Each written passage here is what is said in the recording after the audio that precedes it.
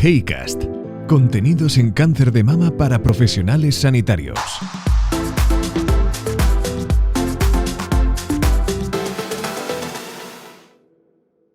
¿Qué tal? Bienvenidas y bienvenidos al podcast de Heycam. Soy Javier Granda, periodista especializado en salud. Hoy repasaremos los aspectos más relevantes del RAGMA 22, celebrado el pasado mes de julio. Para ello contamos con el doctor José Enrique Alés del Hospital Nuestra Señora de Sonsoles de Ávila y uno de los 4 coordinadores de la reunión científica. Bienvenido, doctor Alés. Hola, ¿qué tal, Javier? Bien hallado y muchas gracias. Encantadísimo. El programa de RAGMA comenzó revisando los avances en epidemiología, en biología y en diagnóstico en cáncer de mama. ¿Qué nuevas aproximaciones en el diagnóstico y en la prevención destacaría?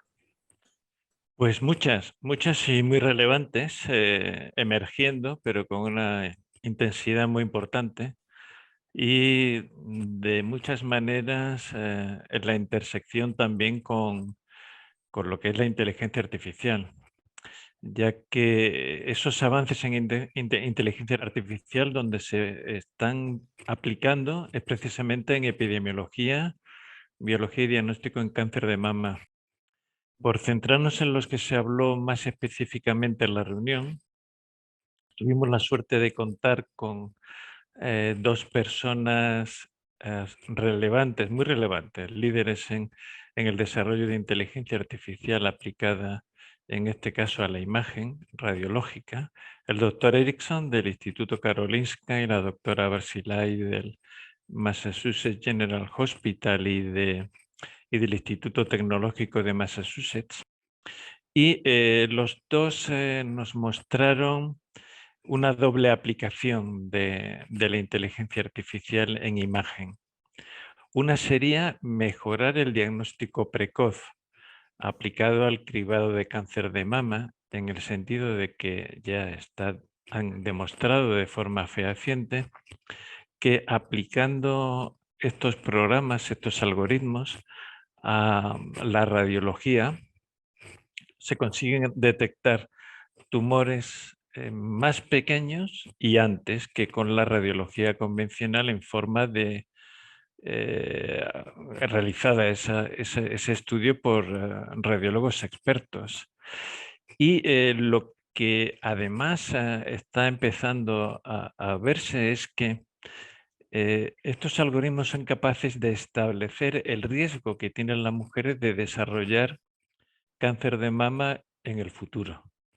Es decir, no ven todavía el cáncer, pero en función de los parámetros de imagen que se detectan, en parte relacionados con la densidad, pero no solo con la densidad mamaria, son capaces o están empezando a ser capaces de darnos una estimación de riesgo de desarrollo de cáncer de mama en el futuro.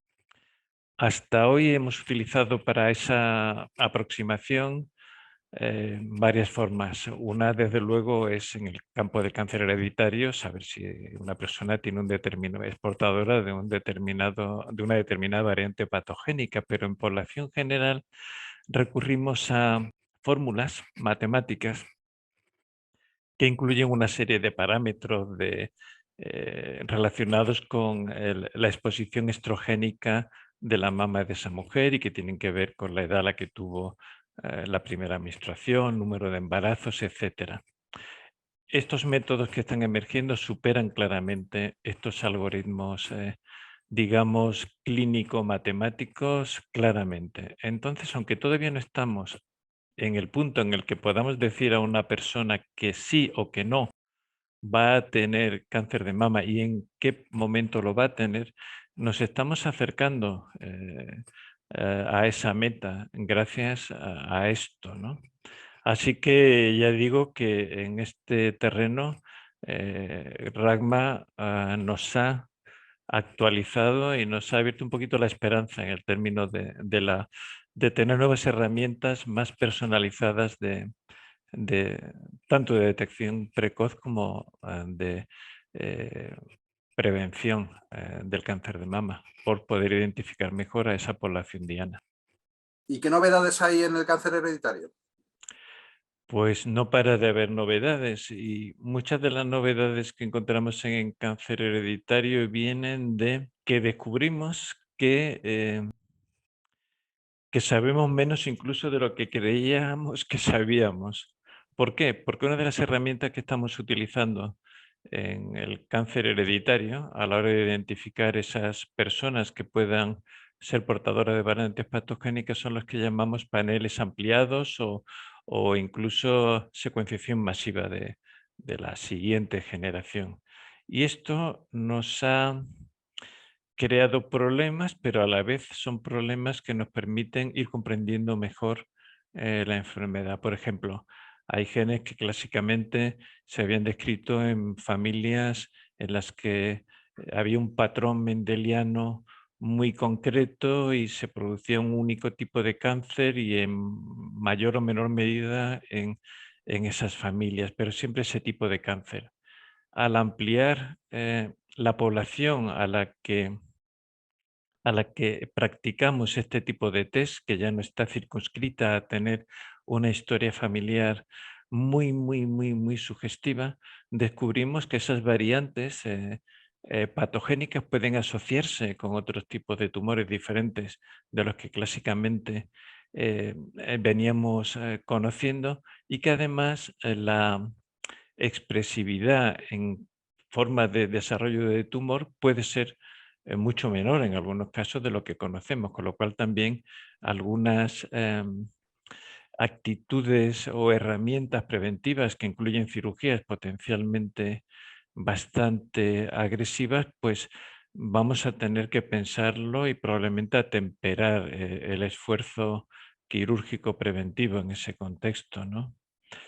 Y por otra parte, tenemos datos que aplicables directamente ya a la terapéutica, ¿no?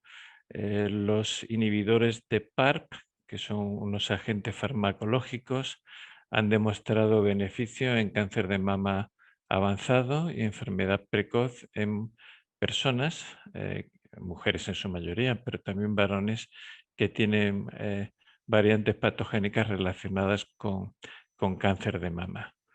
Que por cierto, desgraciadamente está costando mucho que se apruebe esa indicación en España para estas pacientes. Espero que ese aspecto se resuelva lo más pronto posible. En la conferencia especial que usted moderó, se preguntaba si hay o no presente y futuro para la prevención farmacológica del cáncer de mama. ¿Qué respuesta hay para esta pregunta? La respuesta es complicada a efectos prácticos. Es una situación compleja en la que, por una parte, se ha demostrado de forma inequívoca y prácticamente sin excepciones que la manipulación del ambiente hormonal, fundamentalmente bloqueando la producción o la acción de los estrógenos en mujeres, probablemente para cualquier nivel de riesgo, disminuye la incidencia de cáncer de mama. Lógicamente o no lógicamente, pero en la práctica eso se asocia también a la aparición de un cierto espectro de efectos secundarios, que para muchas mujeres es tolerable, pero para otras es menos tolerable, ¿no? ¿Qué sucede en la práctica? Pues que este descubrimiento no se está aplicando en la práctica, entre otras cosas por los efectos secundarios, reales o percibidos. Otra de las cosas que se ha atribuido al estado de la prevención farmacológica en la actualidad es que se pueden prevenir cánceres que a lo mejor no son tan letales como otros, pero que prevenir un cáncer de mama, sea cual sea su conducta biológica hoy día, supone prevenir una serie de conductas mucho más agresivas desde el punto de vista terapéutico. Así que el campo, desde el punto de vista de aplicación inmediata, se encuentra un poquito estancado. Precisamente uno de los aspectos que hemos ya comentado de la inteligencia artificial puede permitirnos, espero, por una parte, acotar mejor las mujeres que tienen en un momento dado de su vida un riesgo más alto de cáncer de mama y poderles aplicar de una forma más selectiva esa prevención farmacológica a ellas. Y por otra parte, detectar el tipo de cáncer que esas mujeres van a desarrollar, porque la mayoría, el 75% probablemente, o quizás el 80%, de los tumores de mama sí que son sensibles al bloqueo estrogénico, y eso se reproduce también en el campo de la prevención. Sin embargo, ni la prevención no es capaz de prevenir la aparición de cáncer de mama que no expresan receptores hormonales. Es una doble, y para los que realmente no tenemos en este momento herramientas preventivas eficaces. Así que yo espero que se reactive el campo y que esa reactivación venga de la mano, en parte, de la esperanza que ha suscitado la aplicación de la inteligencia artificial para detectar con más certeza las mujeres con más riesgo de desarrollar un cáncer de mama. En la segunda sesión de RAGMA se trató el abordaje multidisciplinar del cáncer de mama. ¿Vamos hacia un manejo libre de cirugía axilar en enfermedad precoz? Pues los datos que tenemos apuntan todos en esa dirección, ¿no? Sabemos de siempre, podríamos decir, que la linfadenectomía no aporta ventajas en cuanto a supervivencia global a las mujeres que se les hace en comparación con las que no se les hace. Pero hemos ido aprendiendo que cirugías axilares cada vez menos agresivas tampoco perjudican ni en cuanto a supervivencia ni en cuanto a recaídas locales a estas mujeres, ¿no? A las mujeres en general. Con lo cual está costando trabajo, pero prácticamente todos los datos que se van añadiendo apuntan a que posiblemente, salvo escasas excepciones en el futuro, se pueda manejar el cáncer de mama sin cirugía axilar. Máxime teniendo en cuenta que la cirugía axilar no es la única herramienta de manejo de la enfermedad de la axila en las mujeres con cáncer de mama. Está en la radioterapia, y ya se ha demostrado equivalencia entre radioterapia y cirugía en un montón de parámetros, y por supuesto el tratamiento sistémico de la enfermedad también actúa sobre la enfermedad ubicada en la axila. Así que no ya, pero que ya estamos haciendo mucha menos cirugía radical de la axila, pero las cosas apuntan a que quizás en un plazo no demasiado lejano se pueda circunscribir esa cirugía agresiva de la axila a casos muy, muy contados. Se habló también de ultrahipofraccionamiento de la radioterapia externa adyuvante para el cáncer de mama. ¿Cuál es la situación en la actualidad? La situación es que la medicina avanza, la medicina avanza, aunque no siempre, y probablemente sea impensable que ocurra de otra manera, no de una forma homogénea ni simultánea en todas partes. ¿Qué quiero decir? La radioterapia sobre la mama, como tratamiento adyuvante o complementario de la cirugía, es una herramienta que se instauró y desarrolló sobre todo desde el momento en el que se generalizó la cirugía conservadora de la mama, es decir, cuando fueron disminuyendo las indicaciones de una mastectomía, de una extirpación total de la mama para las mujeres con cáncer de mama.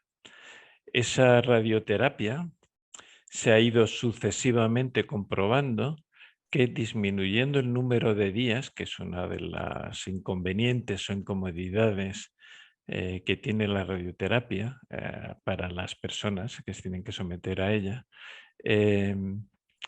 disminuyendo la duración de los días y aumentando la fracción de radioterapia que se da cada día, los resultados en cuanto a eficacia son equivalentes. El liderazgo en este tipo de aproximación lo han tenido en el Reino Unido, y bueno, pues se pasó de las 6 semanas ahora que se dan generalmente en 15 días. Un paso más que además ha venido potenciado por la situación de colapso vivida durante la pandemia COVID por el sistema sanitario y la necesidad de abreviar procedimientos, ha sido reducir aún más ese periodo y concentrar toda la radioterapia en 5 días. en lugar de los 15, que ya eran una reducción significativa. Entonces, estos datos se han generado con un estudio denominado Fast Forward y los datos presentados demuestran que no hay inferioridad con un seguimiento de 2 a 3 años entre esta aproximación fast forward con la aproximación ya estándar de 15 días, ¿no? De hecho, en muchos centros del Reino Unido el nuevo estándar es 5 fracciones. En el resto del mundo, incluida España, Europa, Estados Unidos, no se ha implementado de una forma tan rápida, posiblemente porque, estoy de acuerdo en eso, el seguimiento actual de las pacientes que participaron en el estudio Fast Forward era solo de 2 a 3 años, que para este tipo de patologías es un tiempo corto. Y existe la preocupación de que al aumentar la dosis de radioterapia que se administra en cada sesión, pueda haber efectos secundarios más importantes, tanto a nivel estético como a nivel, por ejemplo, cardíaco. Entonces, hay un poquito de precaución, pero realmente, en mi opinión, sería sorprendente que esta ultra hipofraccionamiento no acabe convirtiéndose en la nueva referencia para el tratamiento adyuvante con radioterapia de la cirugía conservadora de la mama, y supone desde luego una ventaja espectacular, tanto para las pacientes, solo tendrían que ir 5 días al servicio de radioterapia, como para el sistema sanitario. Supone una disminución de la ocupación de los aparatos de radioterapia que los disminuiría hasta un 33% de lo que son en la actualidad para esta indicación concreta. Un dato muy relevante, desde luego. ¿Qué avances hay en neoadyuvancia? La neoadyuvancia, como sabemos, es el tratamiento sistémico en general, administrado antes de la cirugía en pacientes que se presupone que de forma inmediata en el momento del diagnóstico, como consecuencia de esa neoadyuvancia, van a poder recibir preferentemente cirugía conservadora. Quizás también incluso no haya más remedio que recibir, tengan que recibir una cirugía, una mastectomía completa, pero el tratamiento con neoadyuvancia nos ha podido dar información importante respecto a la sensibilidad del tumor, por ejemplo, a los tratamientos sistémicos. La novedad más importante en lo que es neoadyuvancia es que la incorporación de inmunoterapia, en concreto con el anticuerpo monoclonal pembrolizumab, en un subgrupo de cáncer de mama, que es el triple negativo, pues mejora las respuestas anatomopatológicas completas y el intervalo libre de enfermedad a distancia, que es un marcador presumible de también supervivencia a largo plazo. El único problema, que lo es importante, es el aumento muy importante del costo del tratamiento que supone el añadir este medicamento al tratamiento rutinario, pero realmente la ventaja que aporta es importante. La sesión 3 de RACMA revisó tanto los modelos preclínicos como los supervivientes a largo plazo.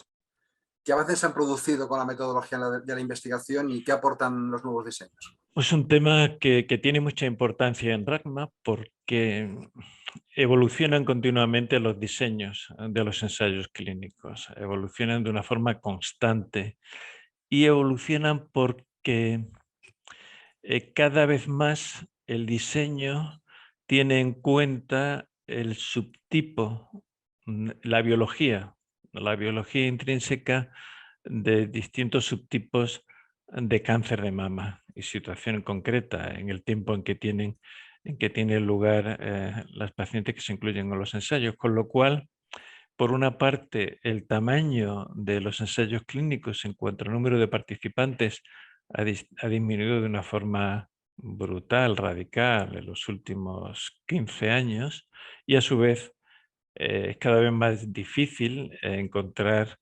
o asignar pacientes para estos ensayos, precisamente porque están muy dirigidos a subgrupos de pacientes con un conjunto determinado de biomarcadores. Así que hay muchos diseños, que algunos ya no nos parecen tan recientes, porque aunque lo son, que llamamos por sus siglas en inglés Seamless Expansion, que es, digamos, traducido sería extensión sin costuras, diseños adaptativos, ensayos en sombrilla, ensayos en cesta, ensayos de ventana de oportunidad, siempre dirigidos a abordar esa diversidad biológica de los tumores, que a su vez conlleva el desarrollo de nuevos métodos estadísticos cada vez más sofisticados o más complejos para los que no somos matemáticos ni estadísticos, pero que sin ese soporte muy riguroso desde el punto de vista estadístico serían difícilmente interpretables muchas veces los resultados. En resumen, sesión compleja, sesión muy importante y que vamos a mantener en RAGMA porque es la base sobre la cual se asientan y se van a seguir asentando, además de con la inteligencia artificial, los próximos avances. ¿Y qué novedades se presentaron en plataformas y biomarcadores? Bueno, este año en RAGMA, más que una revisión de plataformas y biomarcadores conocidos, hemos dado un pequeño giro para introducir la metabolómica, que digamos la hermana, entre comillas, pobre de todas las ómicas, la genómica, la proteómica, etcétera, etcétera. Básicamente consiste en detectar marcadores metabólicos asociados a subtipos de enfermedad, a enfermedad, y poderlos utilizar tanto para el diagnóstico precoz como para el seguimiento de las enfermedades. Un área al que seguramente y un aspecto al que volveremos en los próximos años. ¿Qué decir en el campo de los tratamientos de soporte y calidad de vida y supervivencia a largo plazo? Pues mucho porque afortunadamente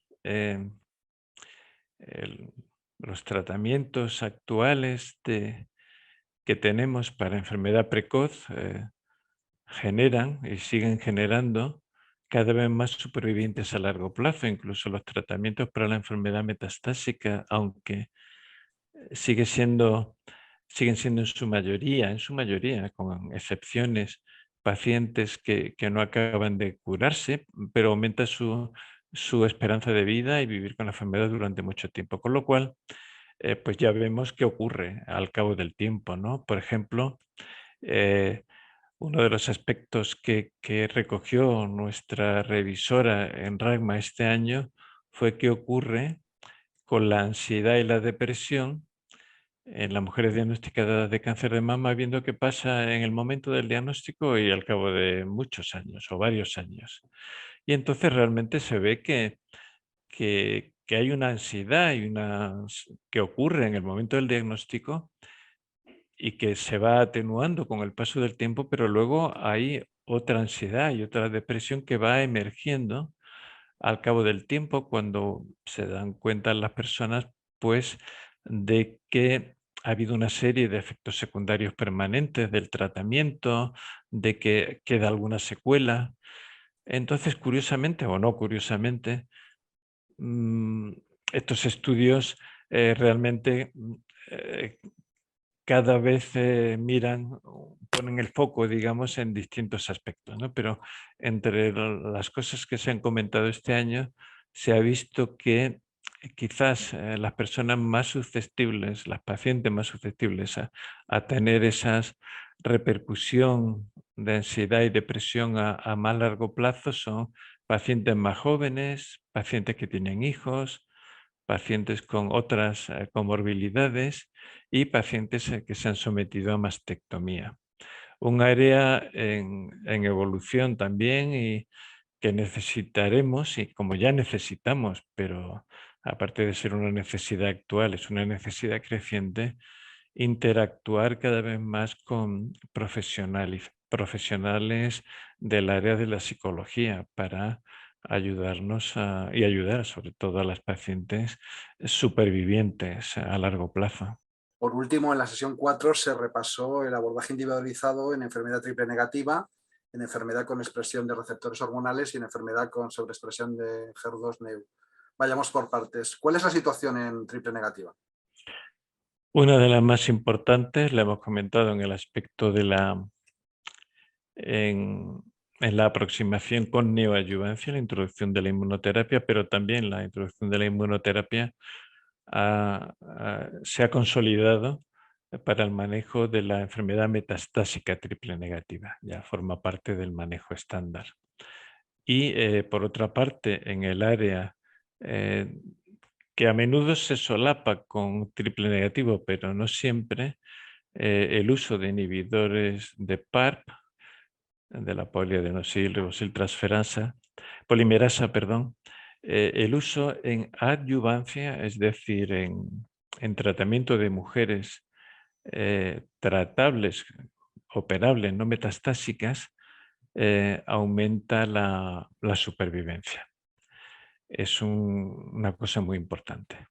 Y luego hay un gran grupo de nuevos fármacos que son fármacos que asocian anticuerpos dirigidos frente a distintas moléculas con algún grado de expresión diferencial en el cáncer de mama, patritumab asociado a DXD, a deruxtecan, que han demostrado su eficacia y que estamos incorporando poco a poco también de hecho estamos utilizando algunas ya de forma en uso en programas especiales y que probablemente utilizaremos más a menudo conforme vayan adquiriendo, si la adquieren, financiación por parte del sistema de salud. Y otro aspecto es el que ahora está desarrollándose y es de baja expresión de ER2. Es decir, hoy día el uso de anticuerpos o de tratamientos o la definición que usamos para enfermedad con sobreexpresión de ER2 es bastante exigente y necesita una expresión bastante potente de esta molécula en la membrana de la superficie de las células, o bien, en caso de duda, la determinación del número de copias presentes mediante técnicas de FISH o SISH. Entonces, una pregunta que se venía haciendo era qué ocurre cuando hay expresión de ER2, pero desde el punto de vista terapéutica, pero no tanta como para tener esa definición. Y claro, personas o pacientes con expresión baja pero presente de ER2 las hay en los otros tipos de cáncer de mama. Triple negativo, porque claro, se considera triple negativo por exclusión cuando no es ER2 positivo y no expresa tampoco receptores hormonales. Y también entraría en la enfermedad con expresión de receptores hormonales que no sobreexpresen ER2 según la definición actual, pero que lo expresan de alguna forma. Y hay nuevos medicamentos para ese grupo de pacientes muy prometedores. ¿Cuál es la situación en enfermedad con expresión de receptores hormonales? Bueno, muchos estudios en enfermedad metastásica en concreto, con una nueva generación de medicamentos que son primos de Faslodex. El Faslodex es un fármaco que se une al receptor intracelular de los estrógenos y los degrada. Con el inconveniente es que las dificultades de hacerlo soluble obligan a que tenga que inyectarse por vía intramuscular y de forma bastante repetida, ¿no? En el tiempo, lo cual pues es bastante incómodo y no deja de tener su porcentaje de problemas locales, infecciones, hematomas, por este método de administración. Entonces ahora una playa de estudios con distintos, el acrónimo en inglés SERDs, que son fármacos selectivos del receptor de estrógenos por vía oral, que prometen no solo ser más fáciles de administrar y por tanto más convenientes para el tratamiento, sino incluso más eficaces. Estamos en una eclosión también de ensayos clínicos en este sentido que se recogieron en RAGMA, ¿no? Y en cuanto a la enfermedad localizada, una de las cosas que ha ocurrido es uno de los inhibidores de ciclinas que ya venimos utilizando para enfermedad avanzada, en concreto el abemaciclib, fue aprobado en Europa en abril del 22, con lo cual, en base a ensayos clínicos previamente ya conocidos, y es posible que vayamos incorporando este fármaco también en algunos subgrupos de enfermedad localizada de más alto riesgo, en un futuro no demasiado lejano. Terminamos con la situación en enfermedad con sobreexpresión de ER2-neu. ¿Cuál es la situación? Bueno, aquí va a haber que empezar a cambiar la definición, porque quizás próximamente hablemos de más que de sobreexpresión, de expresión de ER2-neu, porque va a haber fármacos como el trastuzumab deruxtecan, que ya están ahí, no están financiados en España todavía, que han demostrado una eficacia enorme en la segunda línea de tratamiento del cáncer de mama ER2 positivo y también en ER2 low o bajo, ¿no? Con expresión de bajo. Así que, claro, si aumentamos mucho esta base de pacientes, aparte de quizás poderlas beneficiar en cuanto a su supervivencia en el contexto metastásico, desde luego el impacto sobre el sistema sanitario también va a ser muy importante. Entonces, realmente ahí hay que trabajar muchísimo por conseguir que los precios de estos medicamentos sean asumibles, ¿no? Por parte de... Pero la eficacia está ahí. Acabamos. ¿Qué resumen puede hacerse qué balance puede hacerse de RAGMA 22? Bueno, el balance yo creo que ha sido, por los datos que tenemos, aparte de mi propia impresión personal, muy positivo. Hemos tenido una cifra muy redonda de participantes, 444. Era el primer año que volvíamos a una actividad presencial mixta, no solo presencial, sino también remota. Ha habido algunas incertidumbres o teníamos incertidumbres en cuanto al grado de acogida, pero realmente ha sido muy buena. Eso en cuanto a la aceptación y en cuanto al aprovechamiento del evento. Hemos tenido una presencia bastante significativa de compañeros de América, de habla hispana. Y en cuanto al contenido, creo que ha sido rompedor. Nos ha abierto la perspectiva de lo que vamos a tener que aprender, manejar y utilizar en el área de la inteligencia artificial, reactivar los estudios de prevención de cáncer de mama y por supuesto, una enorme variedad y calidad de nuevos ensayos clínicos con resultados muy interesantes en los distintos subtipos de cáncer de mama. Pues con este mensaje tan esperanzador nos despedimos. Muchísimas gracias por acompañarnos, doctor Alex. Muchas gracias a vosotros. Y muchas gracias a todos por escucharnos. Un saludo. Sigue todas las novedades en investigación en cáncer de mama en heycam.org y en nuestra cuenta de Twitter. Heycast, una iniciativa de Heycam.